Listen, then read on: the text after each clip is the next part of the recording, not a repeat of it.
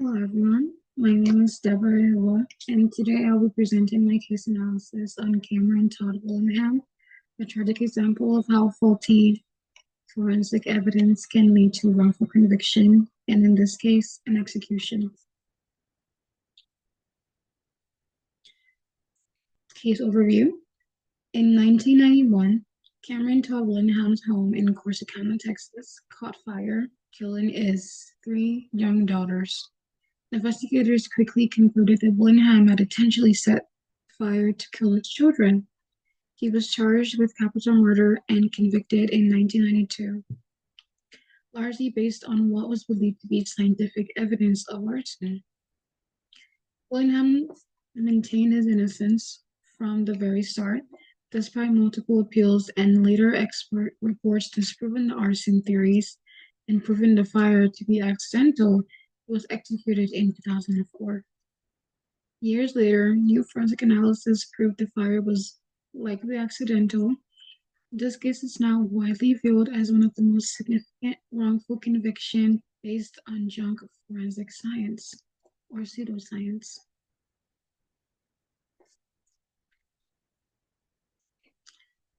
Looking into the investigation and prosecution, the investigation into Willingham's case centered around fire evidence that investigators at the time believed showed clear signs of arson. They pointed to pore patterns, craved glass, and V-shaped burn marks as proof that an accelerant had been used. However, these so-called signs were based on outdated beliefs that had never been scientifically validated. For example, the craved glass was actually caused by heat and water pressure, not an accelerant.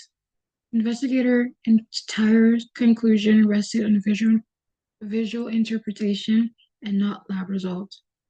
No chemical tests found any accelerants, and there was no eyewitness or physical evidence tying Willingham to the case itself. Crime itself, not the case. Yet investigators fixated on him early in the case, interpreting everything he said or did through a lens of guilt. This reflects confirmation bias, where investigators interpret ambiguous evidence in ways that confirm their initial suspicion.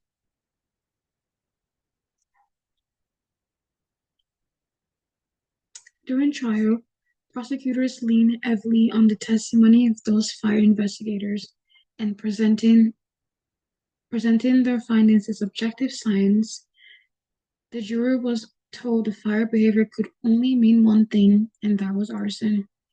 The prosecution also introduced a jailhouse informant who falsely claimed Willingham had confessed, though that informant later admitted he lied in exchange for leniency. Beyond evidence, prosecutors focused on Willingham's character, his tattoos, and love of heavy metal music, painting him as a violent, remorseless father. The result was a conviction built on forensic pseudoscience, character attacks, and a coerced informant statement with no empirical proof of arson.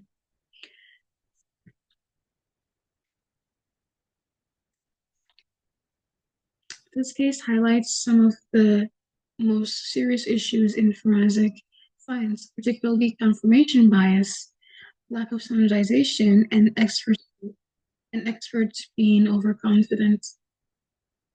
The fire investigators relied on subjective visual cues, interpreting burn marks as intentional when modern science shows they can naturally occur in high temperature fires.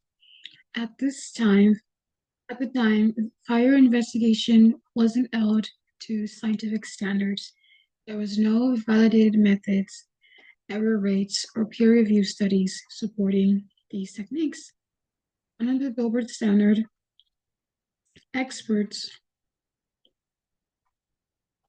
under the Dover standard, experts witness must be based on reliable principles and methods, and Willingham's case clearly violated that. What's most striking is that even when new scientific evidence emerged before his execution, showing the fire was accidental. Courts refused to reopen the case. This demonstrates systemic resistance to correcting forensic error.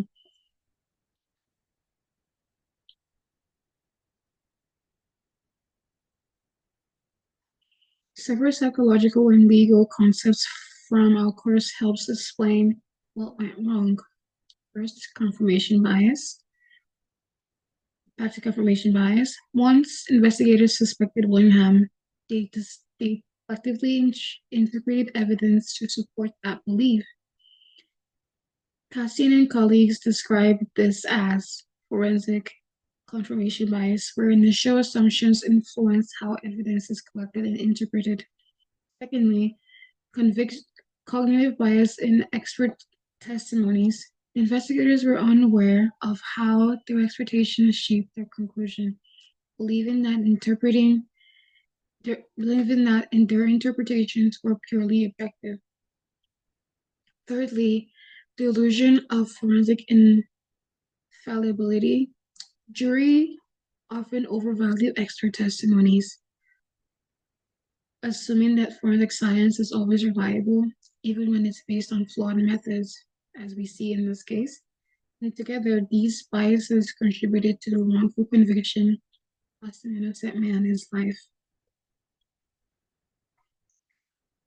There's a lot of things that could be done differently.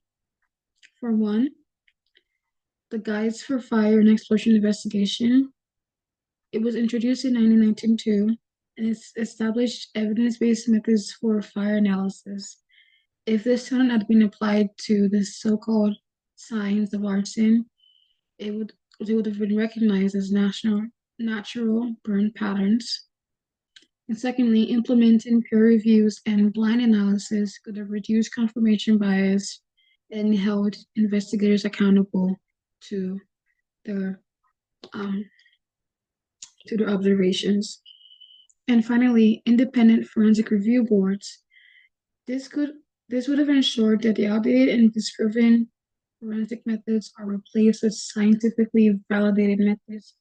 Each of these reforms reflects lessons from psychology and forensic research that emphasizes objectivity, standardizations, and accountability.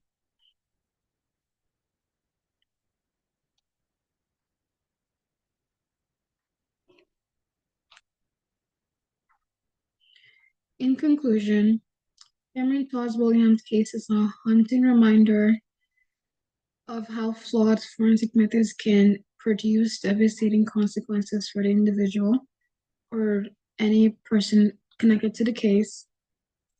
His conviction was based on beliefs in masquerading as science and proof that expertise without empirical validation can be dangerous in the justice system. He was judged based on his character, uh, his love for heavy metal music, tattoos, and other other things, and um, that was used to push the narrative that he was guilty and he did not care for his children.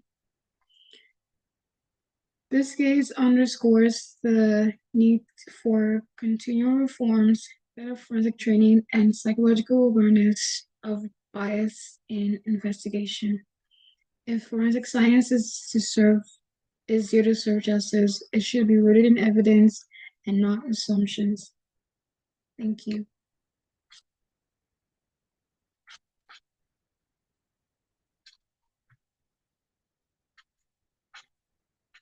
Okay.